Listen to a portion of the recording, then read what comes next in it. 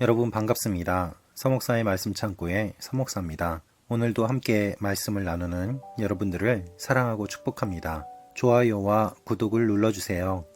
여러분과 함께 더 많은 말씀들을 나누기 원합니다. 오늘은 요한복음 12장 1절에서 11절 말씀입니다. 오늘 말씀은 예수님께서 나사로와 식사를 하고 계실 때에 마리아가 향유를 붓는 내용이 기록되어 있습니다. 그 모습을 바라보며 예수님의 제자인 가롯 유다가 비난합니다. 이 일을 통하여서 한 사람의 헌신과 또한 한 사람의 비난을 통하여 하나님께서 우리에게 주시는 내용을 함께 묵상하기를 원합니다. 오늘 1절 말씀입니다. 6월절이 시작되기 6일 전에 예수께서 베다니에 도착하셨습니다. 그곳은 예수께서 죽은 사람 가운데서 다시 살리신 나사로가 사는 곳이었습니다. 6월절이 드디어 시작될 것입니다. 그 6월절이 시작되기 전에 예수님께서 베다니에 오셨습니다. 다시 베다니에 도착하셨고 그곳에서 나사로와 식사를 하셨습니다. 예수님께서 얼마 전 그곳에서 나사로를 살리신 기적을 보이셨습니다. 나사로가 살아난 것을 통하여서 그 지역의 많은 사람들이 예수님을 믿었습니다. 예수님께서 다시 나사로를 방문하십니다. 그리고 그곳에서 나사로는 예수를 위해서 잔치를 베풀었다고 기록되어 있습니다. 2절입니다. 그곳에서 예수를 위해 잔치를 베풀었습니다. 마르다는 음식을 날랐고 나사로는 예수와 함께 음식을 먹고 있는 사람들 가운데 함께 있었습니다. 여러분, 이 얼마나 놀라운 사실입니까? 부활한 나사로가 예수님과 함께 음식을 먹고 있습니다. 이것이 나중에 우리 모두가 주님과 함께 식사하는 장면으로 나타날 것입니다. 우리도 영원히 주님과 함께 식사하는 주님의 식탁에 초대받은 자로서 살아가게 될 것입니다. 나사로를 살려주신 예수님, 그 예수님을 맞이하기 위해 잔치를 베풀었습니다. 얼마나 기뻤겠습니까? 얼마나 감사한 마음으로 잔치를 준비했겠습니까? 그런데 이때 놀라운 일이 일어납니다. 3절 말씀입니다. 그때 마리아가 매우 값비싼 향유인 순수한 나드 1리트라를 가져다가 예수의 발에 붓고 자기 머리털로 예수의 발을 닦아드렸습니다. 집안은 온통 향내로 가득했습니다. 식사를 할 때에는 남성들만 식사하는 것이 일반적인 문화였습니다. 여성은 식사를 섬겼고 식사 자리에 함부로 참여할 수 없었습니다. 아무리 친한 나사로와 예수님의 관계라고 하더라도 마르다와 마리아는 음식을 준비했지 함께 앉아서 먹을 수는 없었던 것입니다. 그런데 그 가운데 갑자기 마리아가 나타났습니다. 마리아는 매우 값비싼 향유를 가져왔습니다. 한 리트라는 약 300g이 넘는 양이었습니다. 그것은 300데나리온의 가치가 있는 물건이었습니다. 매우 값비싼 것이었죠. 그래서 이 여인이 나타나고 예수님의 발에 그 향유를 붓고 자기 머리털로 예수님의 발을 닦아드렸을 때 집안은 온통 향내로 가득했습니다. 머리로 예수님의 발을 닦아드렸다는 것은 완전한 순종과 겸손을 의미합니다. 또한 완전한 복종을 의미합니다. 예수님의 발은 지저분했을 것입니다. 그것을 이 여인이 향유를 부음으로 말미암아 냄새나는 발이 향기로운 발이 되고 집안은 온통 향내로 가득하게 되는 일이 일어났습니다. 그런데 이 갑작스러운 사건 앞에서 예수님의 제자 중 한 사람인 가롯 유다가 이렇게 말을 합니다.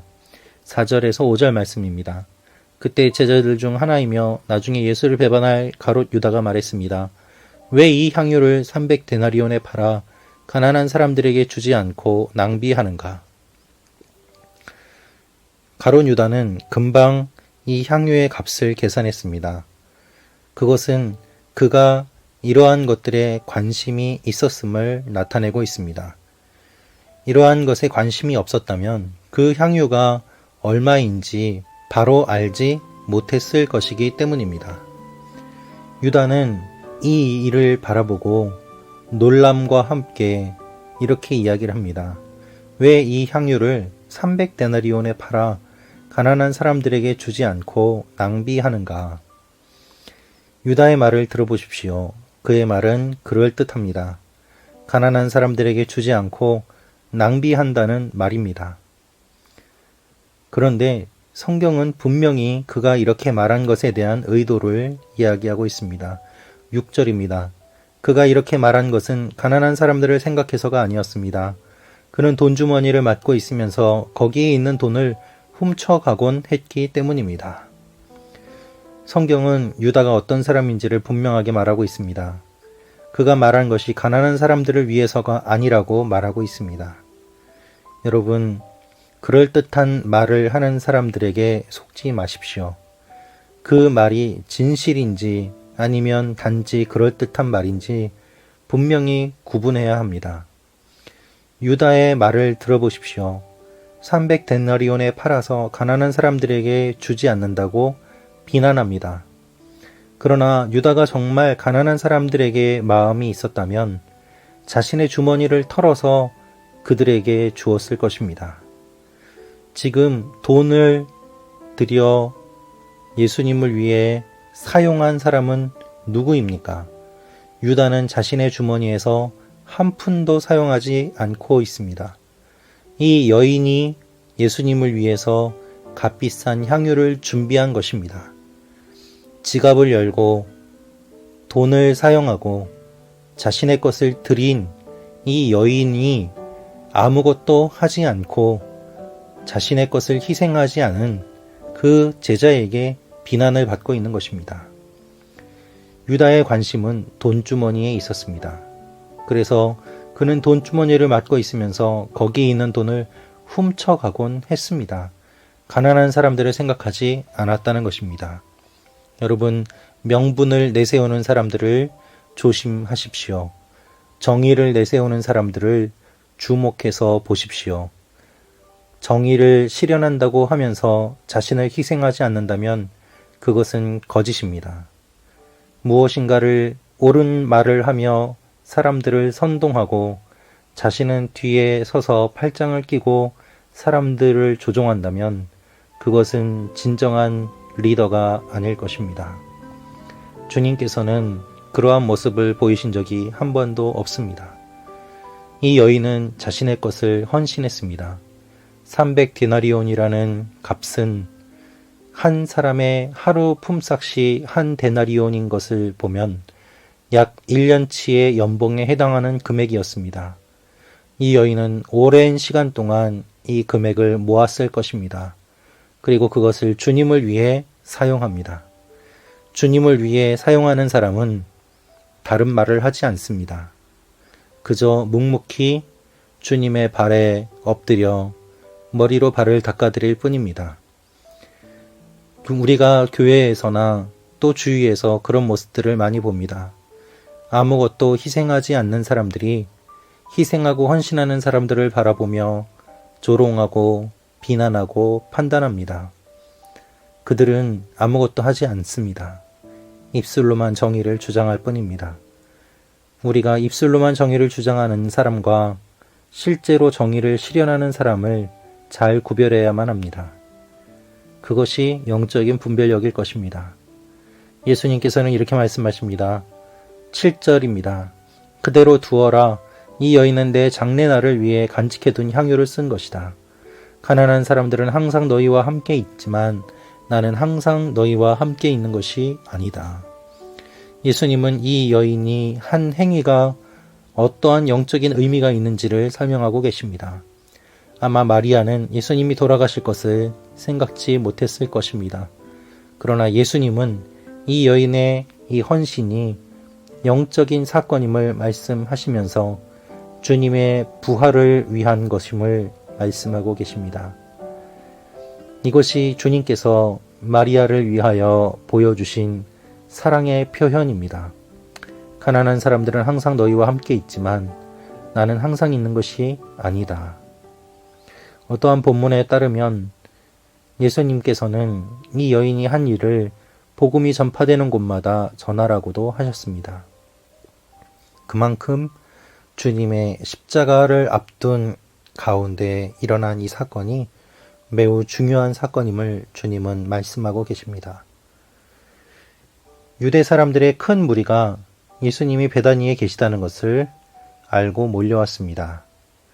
예수님이 다시 베다니에 오셨기 때문에 나사로의 사건을 들은 사람들, 그 소문을 들은 사람들이 큰 무리가 되어 몰려왔습니다. 9절부터 11절입니다.